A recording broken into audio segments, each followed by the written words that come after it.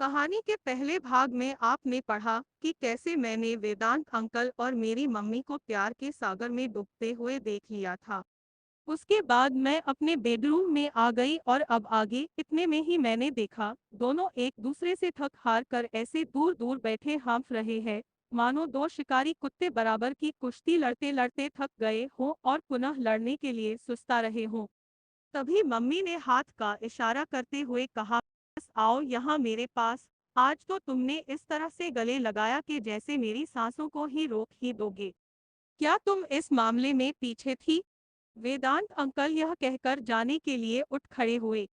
Mummy ने झुककर उनका हाथ पकड़ लिया। क्यों? क्या अब तुम्हारा दिल भर गया? अब बस भी करो। कहीं काजोल आ गई तो मुश्किल हो जाएगी। वेदांत अंकल की आवाज में थकान थी, लेकिन मम्मी के चेहरे पर थकान की शिकन तक भी नहीं थी। उसकी आंखों में तो अभी प्रेम आमंत्रण हिलोरे मार रहा था।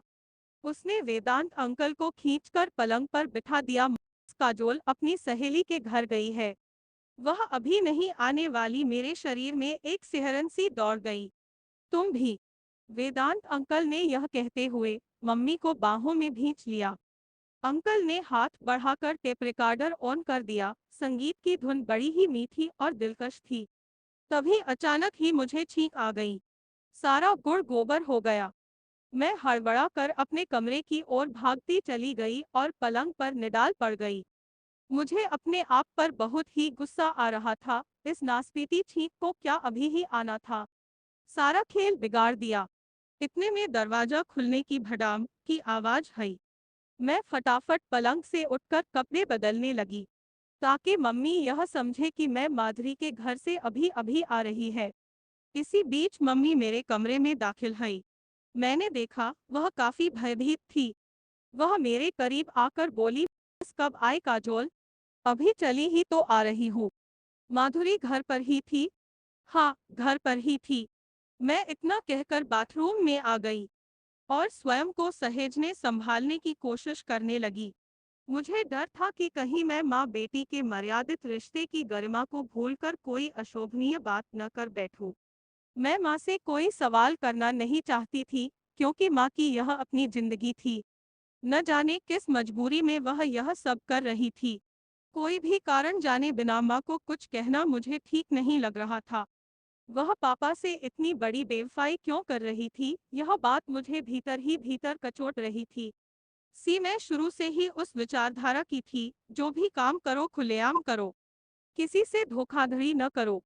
कोई भी काम बुरा नहीं होता, वह तब बुरा हो जाता है जब वह सबकी नजरों से बचाकर किया जाता है। मम्मी को पापा पसंद नहीं है या वे उसको खुश नहीं रख पाते हैं तो वह उन्हें तलाक देकर वेदांत अंकल के साथ रह सकती है। वह जो ऐसे छुप छुप कर रही है, उससे तो परिवार में गंदगी ही फैल रही है। कोई 10 मिनट के बाद मैं बाथरूम से आई तो मम्मी अपने बेडरूम में थी। वेदांत अंकल जा चुके थे।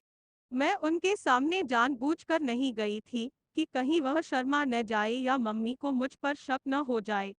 मैं अपने कमरे में आकर अभी बैठी ही थी कि मम्मी हंसती हुई आकर बोली, "मिस काजोल, तुम्हारे वेदांत अंकल आए थे। तुम उनसे मिल भी न सकी। मैंने बेकार ही तुमको माधुरी के घर भेज दिया। आओ मेरे साथ कमरे में।" यह कहते कहते मम्मी ने मेरी बाँह पकड़ ली और मुझे खींचते हुए अपने कमरे में ले आई।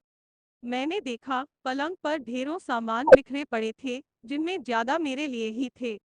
मैं सब कुछ भूल भालकर पलंग पर उछल कर चढ़ गई और अपने दोनों हाथों से कपड़े फैला फैला कर अपने नाप के कपड़े देखने लगी।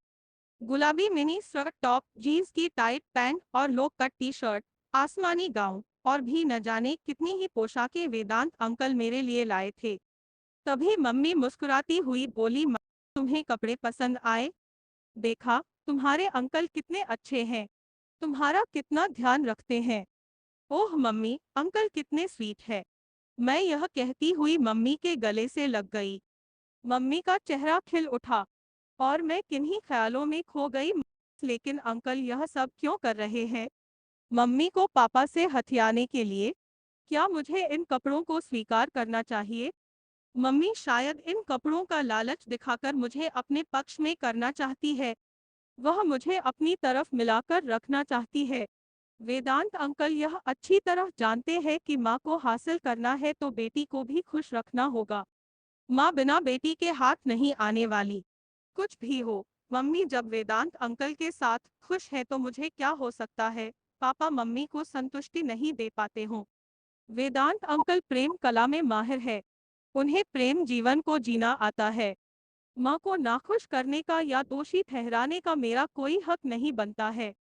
मैं यह सोचते सोचते खिलखिलाकर हंस पड़ी। मम्मी, मैं माँ गई वेदांत अंकल को कपड़ों की खरीदारी करने में वह औरतों से भी 2 कदम आगे है।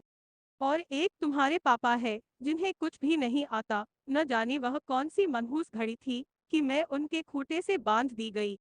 मम्मी यह कहते कहते काफी भावुक हो गई। मैंने देखा उसकी आंखें भीग आई थी। उसके चेहरे पर पापा के प्रति वितृष्णा के भाव पसर आए थे। मैं बोली, माँ, मैं तुम्हारे साथ हूँ। तुम क्यों अपना मन दुखी करती हो। पापा को जैसे जीना है उन्हें वैसे जीने दो और तुम्हें जैसे जीना है वैसे जियो।